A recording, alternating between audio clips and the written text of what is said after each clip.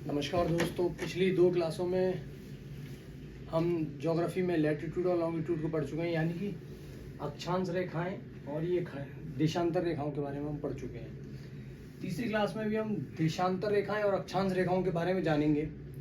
उनसे 2 क्लास पहले हमने देशांतर रेखाओं के माध्यम से समय की गणना सीखा था। जैसे कि पश्चिमी देशों में समय पीछे चलता है और पूर्वी देशों में समय आगे रहता है, तो वो कैसे होता है वो हमने पिछली क्लासों में जाना है। तो उन्हीं 2 क्लासों को तीसरी क्लास में हम कंटिन्यू करते हैं। तो यहाँ पे कुछ देशांतर रेखाएं और कुछ अक्षांश रेखाएं जो महत्वपूर्ण है वो मैंने दर्शाई हैं। उसके माध्यम से हम अपनी क्लास को आगे कंटिन्यू करते हैं। ये हमारी तीसरी क्लास है। इसमें हम हमारी पृथ्वी ग्लोब पर कुल 181 अक्षांश रेखाएं हैं जो कि डॉट लाइन से दर्शाई हैं। तो हमारी पृथ्वी ये रही ग्लोब, पृथ्वी का नमूना है, उसे ग्लोब कहते हैं। तो उसकी देशांतर रेखाएं, माफ कीजिएगा, अक्षांश रेखाएं 181 हैं। तो उसमें ये मुख्य मैंने 3 रेखाएं दिखाई हैं जो कि बीचों बीच से जो हमारी गुजरती है उसे विषुवत रेखा कहते हैं। विषुवत रेखा अंग्रेजी में कहते हैं इक्वेटर, जो कि 0 डिग्री से दर्शाते हैं। उससे उत्तर में देखेंगे ये दक्षिण ध्रुव है, ये उत्तरी ध्रुव है, ये दक्षिणी ध्रुव है।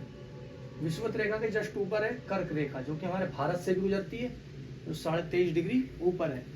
और ये है मकर रेखा, जो कि ऑस्ट्रेलिया से गुजरती है, जो 23.5 डिग्री दक्षिण में है। तो यहाँ पर ऐसे कुल रेखाएं 181 हैं। दूसरा बिंदु है, पृथ्वी पर एक उत्तरी ध्रुव व एक दक्षिणी ध्रुव है। ये उत्तरी ध्रुव है नॉर्थ पोल, ये दक्षिणी ध्रुव है साउथ पोल। विषुवत रेखा 0 डिग्री है, जो कि अर्थ के बीचों बीच से गुजरती है। कर्क रेखा 23.5 डिग्री उत्तर से व मकर रेखा 23.5 डिग्री दक्षिण से गुजरती है, जैसा कि मैं आपको बताया ग्लोब में। विषुवत रेखा जो कि बीचों बीच है,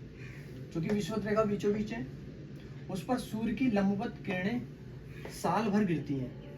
सन इसके जस्ट सामने है, यानी जो अर्थ है उसके जस्ट सामने सन है, उस पर डायरेक्ट क्या है, विषुवत रेखा पे डायरेक्ट उसकी किरणें पड़ती हैं, जिससे क्या होता है, अर्थ के चारों तरफ जो बीच वाला क्षेत्र है वहाँ हर समय गर्मी रहती है। और यही कारण है जो हमारी अर्थ के जहाँ पे इक्वेटर है वहाँ बहुत सारी वर्षा होती है, क्योंकि जहाँ पे ज़्यादा गर्मी पड़ती है वहाँ समुद्र जल्दी गर्म होता है, और जल्दी गर्म होकर भाप निकलती है, भाप से क्लाउड फॉर्म होते हैं, वहाँ बारिश होती है।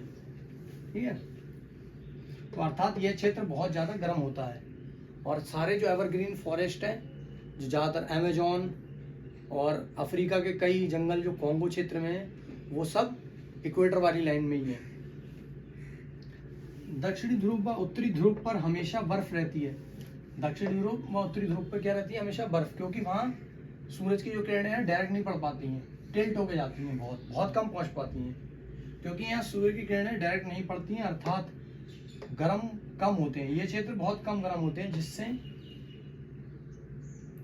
कि यहाँ आर्कटिक और अंटार्कटिक जैसे बर्फीले ग्लेशियर और महासागर है। यहाँ पर बहुत सारी बर्फ रहती है यहाँ इस क्षेत्र में, क्योंकि डायरेक्ट सूर्य की रोशनी नहीं पहुँच पाती। तो पृथ्वी ग्लोब पर 360 देशांतर रेखाएं। अच्छा, वो तो हो गई अक्षांश रेखाएं। अब ये देशांतर रेखाओं की बात। देशांतर रेखाएं जो खड़ी में होती हैं, इंग्लिश में कहते हैं लॉन्गिट्यूड। ये कितनी है, 360, क्योंकि हमारी अर्थ पूरी गोल है, गोल समझते हैं, तो 360 डिग्री को हम एज्यूम करते हैं, तो 360 लाइन्स हैं उस पर। ठीक है, देशांतर रेखा जिसमें 2 मुख्य देशांतर रेखा दर्शाई हैं। एक यूके की ग्रीनविच शहर से गई है और एक भारत के नैनी से। तो ये मैंने इसलिए दर्शाई क्योंकि ये टाइमलाइन है, ये पूरे दुनिया की टाइमलाइन है, जो ग्रीनविच यूनाइटेड किंगडम के ग्रीनविच शहर से गई है, और ये हमारे भारत से गई नैनी से। ठीक है, ये इंडिया की टाइमलाइन है। तो इस वीडियो में इतना ही पढ़ेंगे, जो कि हमारी देशांतर और अक्षांश रेखाएं। आगे हम ग्लोब को और जानेंगे, और उसके बाद हम कॉन्टिनेंट्स पे आएंगे, फिर महासागर पे आएंगे, फिर सारी कंट्री को एक एक करके जानेंगे, फिर भारत, लास्ट में हम भारत के बारे में जानेंगे, भारत की नदियाँ, पहाड़, सब चीज़ें एक एक करके जानेंगे। ठीक है, नमस्कार।